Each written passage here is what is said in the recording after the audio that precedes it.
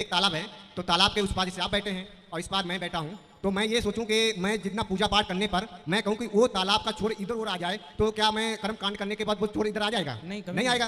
तो मैं मेरा मकसद है कि वो कैसे क्या होगा, हम पूजा पाठ करते हैं, सब कुछ करते हैं, तो फिर महत्व क्यों नहीं मिलता उस चीज़ का? मुझे ये चीज़ का मुझे निवारण चाहिए सर आपसे। मैं ठीक है सर, प्रश्न मेरा ये था, मैं पुनः रिपीट करता हूँ। मेरा मकसद जो आप कह रहे हैं कि फल की इच्छा ना करो, ठीक है। जैसे मैं मजदूर हूँ, आप यहाँ मजदूरी करने आऊंगा, मैं मजदूरी करूँ, अगर वो पैसे ना मिले तो मुझे मजदूरी करने से क्या फायदा है? देखो, मैं जानना चाह रहा हूँ कि आप फल की इच्छा मत करो, तो क्यों ना करूँ सर? मैं जब उस चीज को कर रहे थे, मैंने अभी तक कहीं भी गया नहीं, मैं प्रकृति को मानता हूँ, क्योंकि अगर मेरे सामने अगर ईश्वर है तो मुझे, मैं इतनी तपस्या करता हूँ, सब कुछ करता हूँ, फिर दिखाई, क्योंकि एक महापुरुष ने कहा कि पहले जानो फिर मानो। ठीक है। मेरा मकसद है कि मैं ये जानना चाहता हूँ कि जैसे एक गीता में भजन दिया है कि कर्म करेजा फल की इच्छा मत करे इंसान, और जैसे कर्म करेगा वैसे फल देगा भगवान, ये है गीता का ज्ञान। तो मैं ये जानना चाहता हूँ, जैसे कि मैं पढ़ाई कर रहा हूँ, अगर मुझे पढ़ाई का महत्व मालूम है कि मैं पढ़ाई करके बीएड करूँगा तो मैं टीचर बनूंगा, ठीक है, और अगर मुझे ये नहीं मालूम है बीएड करके मैं क्या बनूंगा, मैं पढ़ाई करता चलाऊं, करता चलाऊं, उससे कुछ फायदा है ना? कुछ नहीं ना। तो मेरा जानने मतलब ये है कि अगर किसी चीज़ की नॉलेज है तो उस पर आगे किया जाए, अंतर ना किया। जैसा कि मैं एक एग्जाम्पल देना चाहता हूँ कि जैसे एक तालाब है सर, थोड़ा गुरुजी, जैसे एक तालाब है और तालाब के उस पार कोई महात्मा, जैसे आप बैठे हैं, थोड़ा माइक दूर कर लीजिए आप। जैसे एक तालाब है तो तालाब के उस पार जैसे आप बैठे हैं और इस पार मैं बैठा हूँ, तो मैं ये सोचूं कि मैं जितना पूजा पाठ करने पर मैं कहूं कि वो तालाब का छोर इधर उधर आ जाए, तो क्या मैं कर्म कांड करने के बाद वो छोर इधर आ जाएगा? नहीं आएगा। तो मेरा मकसद है कि वो कैसे क्या होगा, हम पूजा पाठ करते हैं, सब कुछ करते हैं, तो फिर महत्व क्यों नहीं मिलता उस चीज़ का? मुझे बहुत अच्छा सवाल है आपका, साइंटिफिक सवाल है। माइक दिए रहो बेटा इनको, अभी प्रश्न हो जाता है तो उत्तर भी होने दो। ठीक है, आपका सवाल बहुत अच्छा, इसके लिए मैं आपको धन्यवाद देता हूँ कि आपने सवाल बहुत अच्छा पूछा। देखो, हाँ यहाँ देखो, यहाँ रिकॉर्डिंग चल रही है, आप चिंता ना करो। सुनो जी, बताइए सर। बिल्कुल, बात ऐसी है कि धर्म का ज्ञान होना चाहिए। गीता में लिखा है कर्मण्येवाधिकारस्ते मां फलेषु कदाचन, तू कर्म कर, फल की इच्छा मत कर। गीता में ये लिखा, कर्म कर, फल की इच्छा मत कर। क्यों? क्योंकि फल आपके हाथ में नहीं है। जैसे किसान खेत में बीज बो सकता है, पानी और खाद डाल सकता है, कितनी फसल आएगी ये किसान के हाथ में नहीं है, कितने कुंटल होगा, वो अच्छा कर्म करे, पर फसल कितनी आएगी ये तो ईश्वर जानते हैं ना। हम अच्छे कर्म करें, आप एग्जाम देने जाते हैं, मन लगा के आप करें अपना काम, कर्म करें, अच्छे हर प्रश्न का उत्तर लिखें। अब हर प्रश्न का उत्तर करेंगे, अच्छा करेंगे, तो स्वाभाविक है कर्म अच्छा होगा तो नंबर भी अच्छे होंगे, फल भी अच्छा होगा। आपने कहा कि हम यहाँ बैठ के पूजा करें तो नदी का वो किनारा इसके ये तो नहीं आ जाएगा, यहाँ तो नहीं आ जाएगा।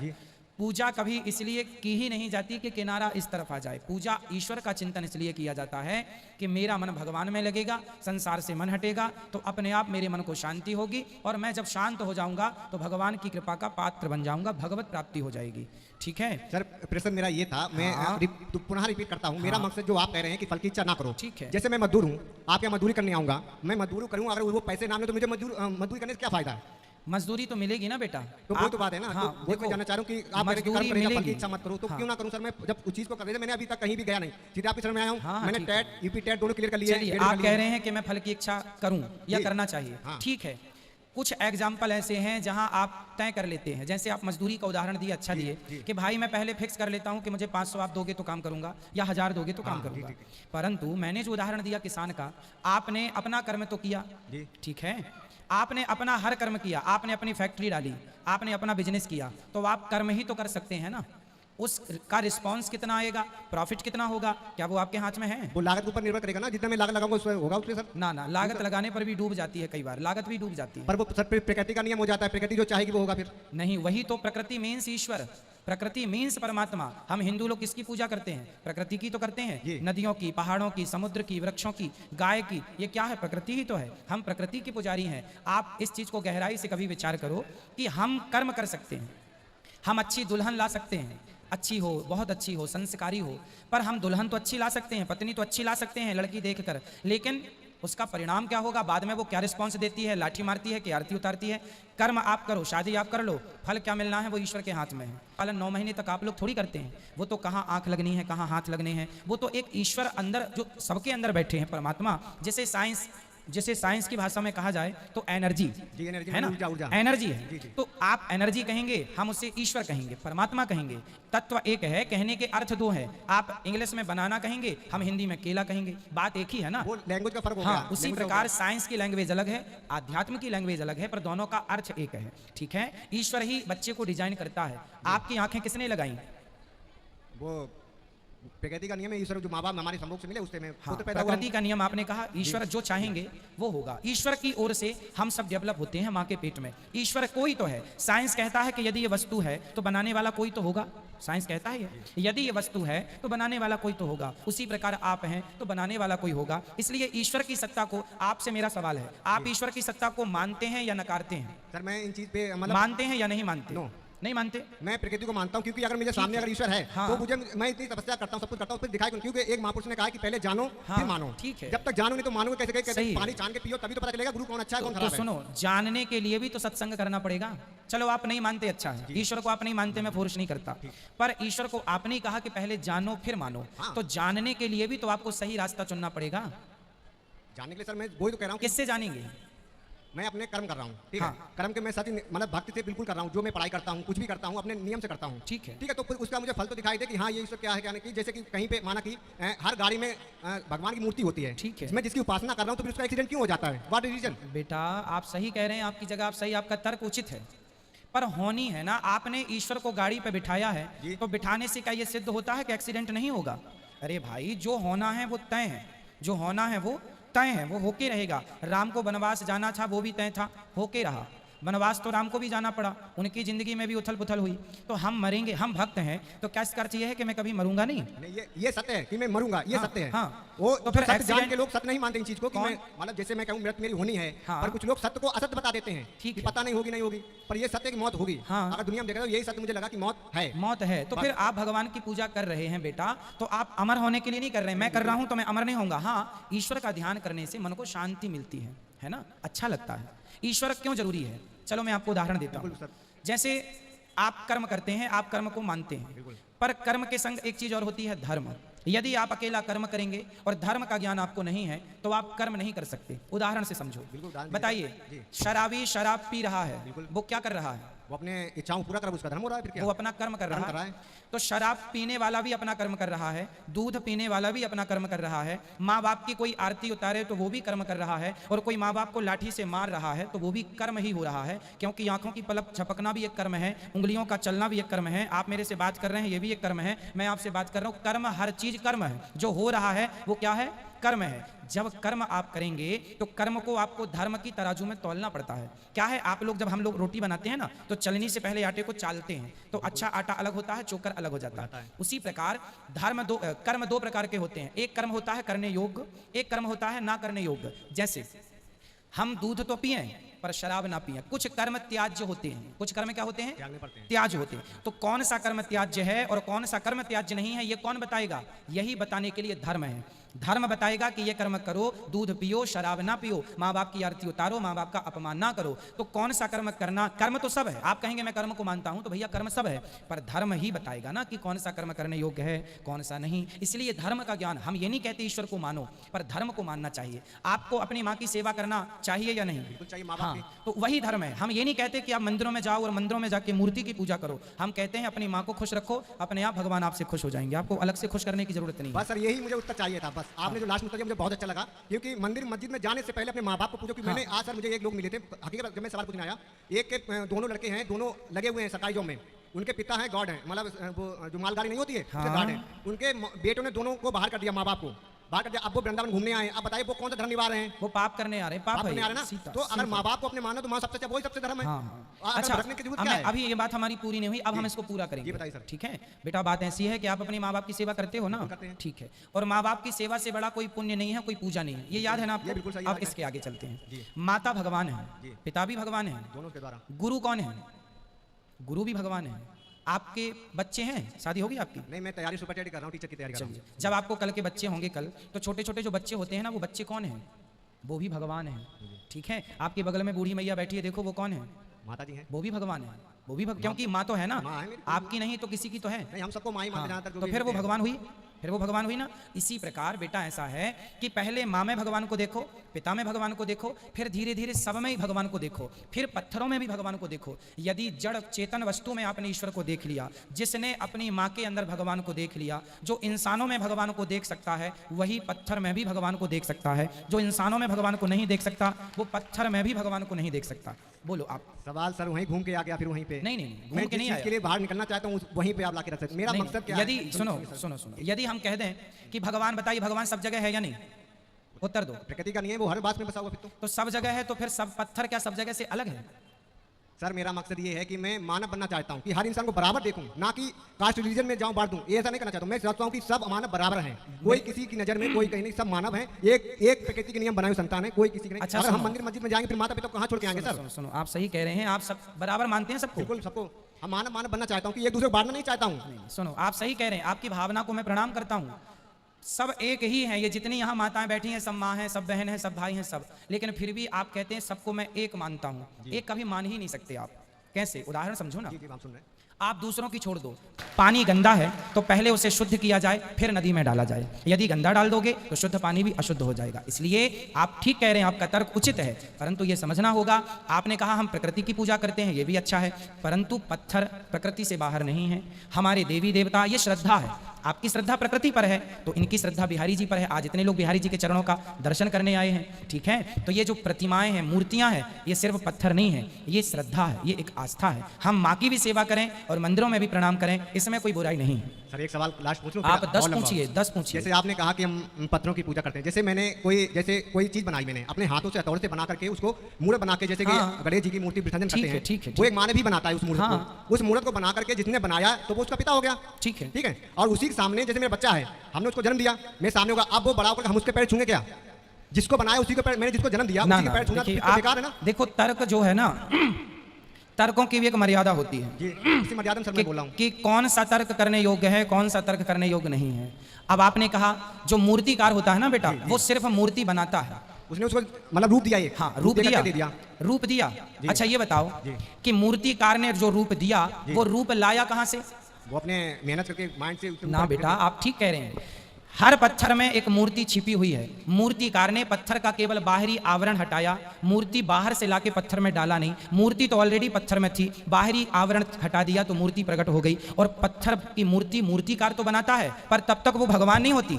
जब मूर्ति को ला करके वेद मंत्रों के द्वारा उसकी प्राण प्रतिष्ठा कराई जाती है, तब वो भगवान होते हैं ना बेटा। वो मूर्तिकार जो पत्थर छेनी हथौड़े से काटा है वो सिर्फ मूर्ति है, अभी वो भगवान नहीं है। अभी वहां पे कोई माथा नहीं झुकाएगा, अभी वहां पे कोई जल नहीं चढ़ाएगा, जब तक उसकी प्राण प्रतिष्ठा, मतलब ये होता है प्राण डालना, ये मंत्रों के द्वारा है। मरे हुए आदमी को आप कहते हैं ये मर गया। यदि कोई भगवान, यदि कोई व्यक्ति हो, जैसे आज की कथा में हमने सुनाया कि गुरु सांदीपनी का बेटा मर गया था पर भगवान ने जीवित कर दिया, तो ये nothing is impossible, everything is possible. कौन कर सकता है? इतने से मुंह में मिट्टी के बहाने मैया ने मुंह खोला, इतने से मुंह में पूरा ब्रह्मांड दिखाई पड़ा, तो ये भगवान तो कर सकते हैं ना। इसलिए भगवान एक रूप में अपने धाम में है और एक रूप में हमारे सामने जगन्नाथ जी के रूप में, बिहारी जी के रूप में, राधा रमण जी के रूप में है। एक रूप में आप भी भगवान हो। अगर मैंने सबको अगर ईश्वर माना तो हमारा ये देश आज इतना पीछे क्यों है? भाई पीछे कहाँ है? किस सब्जेक्ट में आपको पीछे लगता है बताओ? शिक्षा के क्षेत्र में ले लो। अरे राम राम राम, सुनो सुनो। जी जी सर। शिक्षा के क्षेत्र में पीछे होता तो आर्यभट्ट दुनिया कुछ दशमलव और जीरो ना दिए होते। काहे बदनाम कर रहे हो भारत को? शिक्षा के क्षेत्र में वर्तमान की बात दुनिया, कर रहा हूं, अरे वर्तमान पे। वर्तमान मेरे भाई, आर्यभट्ट भारतीय हैं। दुनिया को पढ़ना किसने सिखाया? नालंदा विश्वविद्यालय में चाणक्य कितने बड़े प्रोफेसर थे उस समय के। तो जब दुनिया नंगी घूमती थी तब हमारे यहाँ गुरुकुल चलते थे, वो तो मुगलों ने आकर लूट लिया मेरे भाई। ये देश कभी अशिक्षित नहीं रहा है ना। ये थिंकिंग छोड़ दो कि हम अशिक्षित हैं, गरीब हैं। मेरा देश कभी गरीब नहीं था। गरीबी की सोच, मानसिकता घुस गई है लोगों के अंदर। हम गरीब नहीं हैं। आपको अमीरी क्या चाहिए? अमेरिका के लोग सारे कपड़े उतार के और समुद्र में नहाते हैं, क्या ये अमीरी आप भारत में देखना चाहते हैं? फिर क्या बड़ी बड़ी मल्टियों से कोई अमीर हो जाता है? अरे संस्कारों से अमीर होता है मेरे भाई। भारत ये किताबों में जो दे रखा तो वो तो सब गलत है फिर तो। भाई परमपिता परमात्मा सारी सृष्टि के रचनहार,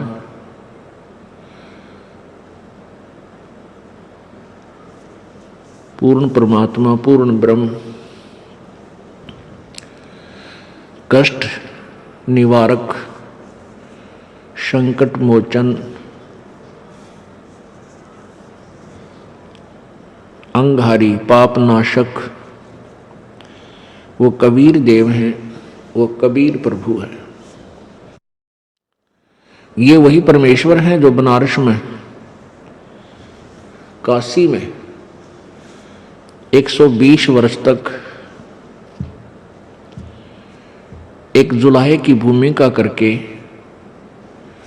अपने यथार्थ ज्ञान का अपने विषय में वास्तविक जानकारी का प्रचार वो स्वयं कर कर गए। पुण्यात्माओं, आप सभी काल के जाल में फंसे हुए हो और इस काल भगवान ने आपको बिल्कुल ज्ञानहीन बना दिया है।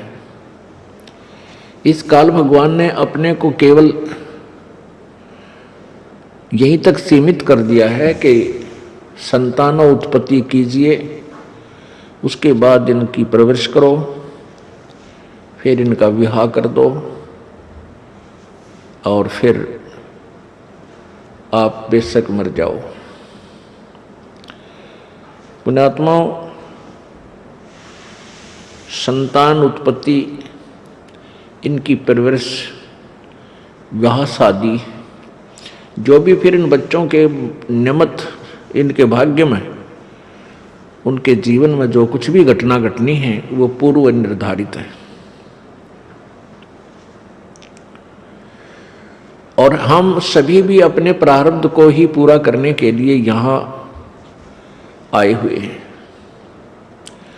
प्रारब्ध वो जीवन है, एक मानव जीवन या एक प्राणी जीवन है जिसमें पूर्व जन्म के संस्कारों का ही आपको भोग प्राप्त होता है। उसको आप भक्ति ना करोगे तो भी भोग रहे हैं और भक्ति करोगे तो भी आप उस प्रारब्ध को तो भोग ही रहे हो। जो आपके प्रारब्ध में है वो तो आपको मिलेगा ही मिलेगा।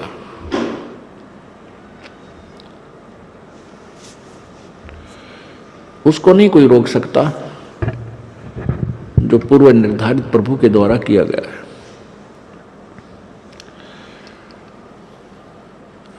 इसके साथ साथ हम परमात्मा की भक्ति साधना शुभ कर्म नहीं करते, ये हमारी भूल है। आज कोई दुखी है तो अपने पुण्य से, अपने पाप से, कोई सुखी है तो अपने पुण्य से। ये पुण्य और पाप कब हुए थे? पूर्व जन्म में, पूर्व जन्मों में, पहले के जन्मों में, जब आप कभी मनुष्य जीवन में थे। तो उन पुण्य और पापों का आपको अब भोग प्राप्त है। जिसके पुण्य अधिक हैं उसी रेशो में, उसी अनुपात में उसके पुण्य अधिक प्रारब्ध में प्रवेश कर दिए गए, मिला दिए गए। जिनके पाप अधिक हैं उनके पाप इस प्रारब्ध में अधिक मिला दिए गए हैं। आपके बहुत से पुण्य ऐसे हैं जो संचित हैं। संचित वो कर्म है जो जन्म जन्मांतर में आपने किए और वो इकट्ठे हुए आपके अकाउंट में बैलेंस हैं, शेष हैं। तो यहाँ दोनों ही कर्म भोगने पड़ते हैं। जब तक हम पूर्ण परमात्मा की सत्साधना परम संत से लेकर नहीं करते तो पुण्य भी भोगने पड़ते हैं और पाप भी भोगने पड़ते हैं। और ये काल भगवान आपके प्रारब्ध को कैसे रचता है? आपके पुण्यों का एवरेज ले लेता है, रेशो लेता है, पापों की भी रेशो लेता है। दोनों को मिलाकर के आपका जीवन निर्धारित हो जाता है। जिनके पाप घने हैं वो दुखी घने, जिनके पुण्य अधिक हैं वो आज सुखी नजर आते हैं। उनके पास कार, कोठियां, संपत्ति, संतान अच्छी है। पुण्यात्माओं, ये प्रारब्ध तो प्रत्येक प्राणी भोग ही जाता है, चाहे वो परमात्मा का नाम बिल्कुल भूलकर भी नहीं लेता। और ये भी कहते हैं कि हम भगवान को नहीं मानते, परमात्मा कहीं नहीं है, क्योंकि वो नास्तिक हो चुके हैं। नास्तिक वो प्राणी होते हैं जिनको कोई बचपन से ही ठीक मार्गदर्शन यानी आस्तिक परिवार नहीं मिलता या कोई साधु संत उनको नहीं मिलते। जो बिल्कुल नास्तिक हैं, शराब पीते हैं, मांस खाते हैं, बकवाद गढ़ते हैं और वो आजीवन सुखी नजर आते हैं, जो यहाँ का हम सुख मानते हैं, और मर भी आसानी से जाते हैं। उनकी मृत्यु भी विशेष कष्टदायक नहीं होती है। और कुछ ऐसे भक्त भी होते हैं जो भक्ति भी कर रहे हैं किसी ना किसी इष्ट देव की, और वो दुखी भी हैं और भक्ति भी कर रहे हैं। अब जो दुखी हैं वो भक्ति इसलिए करते हैं कि हम सुखी हो जाएं, वो उनकी मजबूरी है,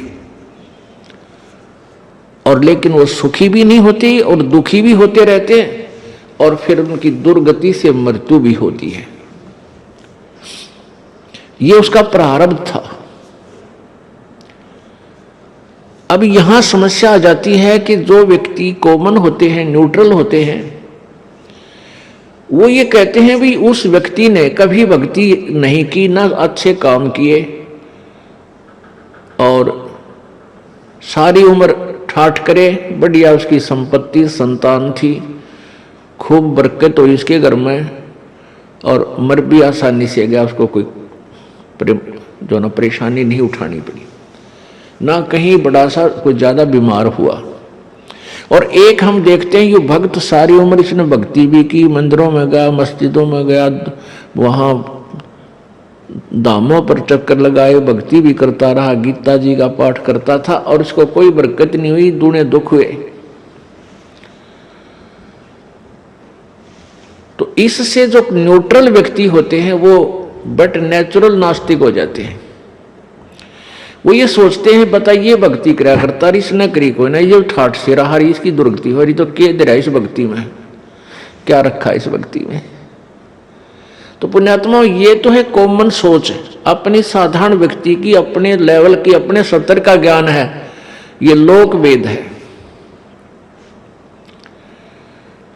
इन सभी धारणाओं को सेट करने के लिए, सभी धारणाओं को सुचारू करने के लिए भी कौन से काम करने चाहिए, कौन से ना करने चाहिए, और वो जो व्यक्ति सुखी रहा सारा जीवन ठाठ किए, वो उसमें क्या राज था, और जिसने भक्ति भी की दुर्गति रही उसमें क्या राज था, इसका निर्णय संत देते हैं, सतगुरु के विचार देते हैं, परमात्मा के सदग्रंथ देते हैं, परमात्मा का विधान बताएगा। तो उसको हमने मानना चाहिए, उस पर आरूढ़ हो जाना चाहिए। फिर हम अपनी दंत कथाओं को आगे नहीं लाना चाहिए, उसमें वो आगे नहीं अड़ानी चाहिए। तो जब हमें पूर्ण ज्ञान होगा, तत्व ज्ञान हमें हो जाएगा, फिर ये सभी इस प्रकार की जो शंकाएं हैं ये मन में कभी नहीं उठेंगी। तो पुण्यात्माओं, प्रारब्ध तो प्रत्येक प्राणी अपना भोग ही रहा है और भोगता रहेगा। इसके साथ साथ हमने एक अति आवश्यक कार्य और करना चाहिए था, जिसको हम नहीं कर पाए, कारण कुछ भी रहा। वो अति आवश्यक कार्य है परमात्मा परमेश्वर पूर्ण ब्रह्म की भक्ति, शास्त्र अनुकूल परम संत से लेकर के गुरु धारण बना करके, यानी पूर्ण संत, इन नकली संतों से, अधूरे जो कथित संत हैं, इनसे उपदेश लेने मात्र से भी लाभ कतई नहीं होगा। अब जैसे वो व्यक्ति भक्ति भी करता था दूसरा, और एक नहीं करता था, एक वो सुखी भी रहा, दूसरा भक्ति करते करते भी दुखी रहा, तो प्रथम तो उसके प्रारब्ध था, उसके दुख थे, उसमें पाप गणे कर रखे थे किसी जन्म में, वो उसने भोगे। और दूसरा, उस व्यक्ति के पास शास्त्र अनुकूल साधना नहीं थी, पूर्ण परमात्मा की नहीं थी। जब तक आप पूर्ण परमात्मा, पूर्ण ब्रह्म, सत्य पुरुष कबीर देव की, कबीर परमात्मा की भक्ति नहीं करोगे परम संत लेकर यथार्थ मंत्रों से, तब तक आप अपना प्रारब्ध तो भोगते रहोगे, जैसा किया वैसा कर्म भी भोगोगे। अन्य किसी भी देव की, किसी भी भगवान की आप जी पूजा करते हो, उससे आपके ठीक है पुण्य और भक्ति कर्म जो उस स्तर के हैं वो तो इंक्रीज हो जाएंगे, वो पुण्य तो बढ़ जाएंगे, लेकिन आपके गुड अकाउंट में लिख दिए भी जाएंगे। लेकिन आपके प्रारब्ध के कष्टों में, संकटों में कोई परिवर्तन नहीं कर सकते, नहीं हो सकता, क्योंकि वो प्रभु जिनकी आप साधना करते हो वो अंगारी नहीं है, वो पापों के शत्रु नहीं है, वो बंदी छोड़ नहीं है, वो बमबारी नहीं है। इसलिए हमने उस परम पिता परमात्मा पूर्ण ब्रह्म की वो सत्य भक्ति करनी पड़ेगी, जिससे हमारे पाप भी नाश हो, प्रारब्ध में हमारे जो कष्ट लिखे हुए हैं उनको भी परमात्मा नाश करे।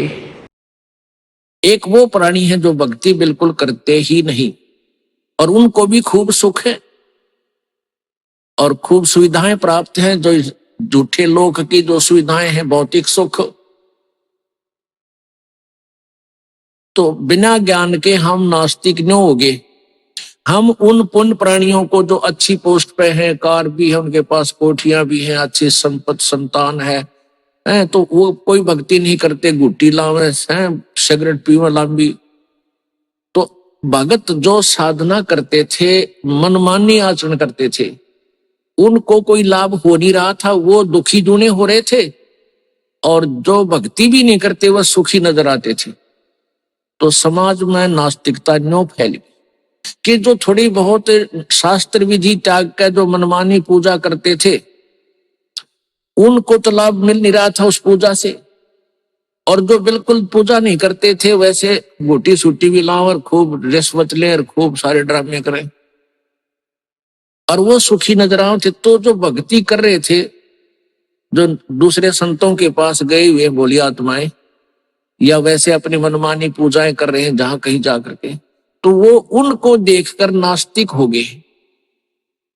जो थर्ड पर्सन होते हैं वो क्या कहते हैं कि भाई तुम तब भक्ति भी कर रहे हो और तुम्हारी दूनी दुर्गति हो रही है, और ये भक्ति कर ही नहीं रहा, देख किसके ठाठ है भाई, कितना भगवान, ये तो कहने की बात है। तो जो जिसको परमात्मा का सहारा नहीं मिल रहा, तो वो व्यक्ति विवश हो जाता है इस बात पर विचार करने को कि भाई सचमुच में भक्ति कर रहा हूं और मेरी ब्राह्मटी हो रही, और यो कभी कुछ साधना करता नहीं, सारा दिन बकवाद गड़े, ताश खेला, गुटी लावे, सिनेमा देखे और इसके ठाठ है। तो वो ज्ञानहीन प्राणी, अध्यात्म ज्ञानहीन प्राणी नास्तिक बन जाता है, उसी जैसा बन जाता है। इसलिए तत्व ज्ञान की आवश्यकता है, परम संत की आवश्यकता है, और परम संत के मार्ग में ये झूठे गुरु, ये नकली ऋषि महर्षि, ये सदा से आड़े आते रहे।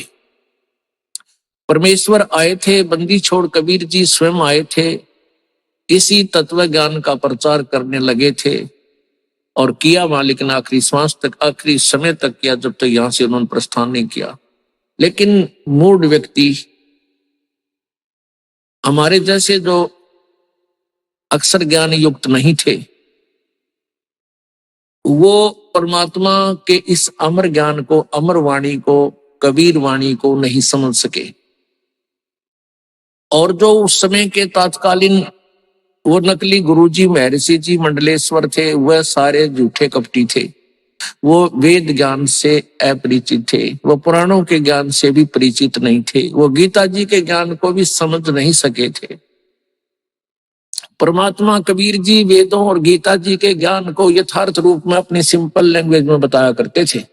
परमेश्वर कबीर जी इन सब सदग्रंथों के यथार्थ ज्ञान को, वेदों के ज्ञान को, गीता जी के ज्ञान को, पुराणों के ज्ञान को एज इट इज अपनी सिंपल लैंग्वेज में, साधारण भाषा में, संत वाणी में, अमर वाणी में बोल बोल कर बताया करते थे।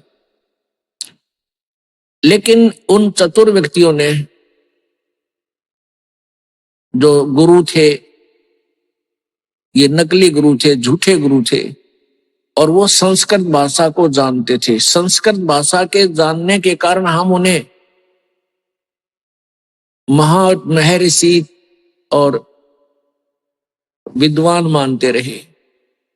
और परमेश्वर कबीर जी के बारे में वो नालायक क्या कहा करते थे, कबीर तो अशिक्षित है, ये संस्कृत भाषा नहीं जानता है, ये झूठ बोलता है, ये गलत कहता है कि ब्रह्मा विष्णु महेश नासवान है, इनके माता पिता हैं, इनकी पूजा से पूर्ण मोक्ष नहीं होता। क्योंकि वे सारे समाज को यही कहा करते थे कि विष्णु और शंकर जी यही पूजा के योग्य हैं, और श्री विष्णु जी तीनों रूप धारण करके, ब्रह्मा विष्णु शिव का रूप धारण करके पूरी सृष्टि को चला रहा है। ये अजर अमर हैं, इनके कोई माता पिता नहीं है। जुलाहा झूठ बोलता है, ये दानक झूठ बोलता है, इनकी बातें मत सुनना, ये ब्रह्मा विष्णु महेश का द्रोही है। तो वो झूठे गुरुओं का दाव लगा रहा, उनकी दाल गल गई। इस आधार से गल गई कि सभी ये कहते थे कबीर जी शिक्षित नहीं है, इनको संस्कृत का ज्ञान नहीं है। तो परमात्मा फिर भी अपने ज्ञान को प्रचार करते ही रहे और दुखी प्राणी परमेश्वर के पास आकर सुखी भी हुए, उनके दुखों का निवारण भी हुआ। लेकिन अशिक्षित होने के कारण वो परमात्मा नहीं मान सके। जब तक हम परमेश्वर को परमेश्वर जानकर हम उनके साथ नहीं रहेंगे, तब तक हम परमेश्वर प्राप्ति नहीं कर सकते।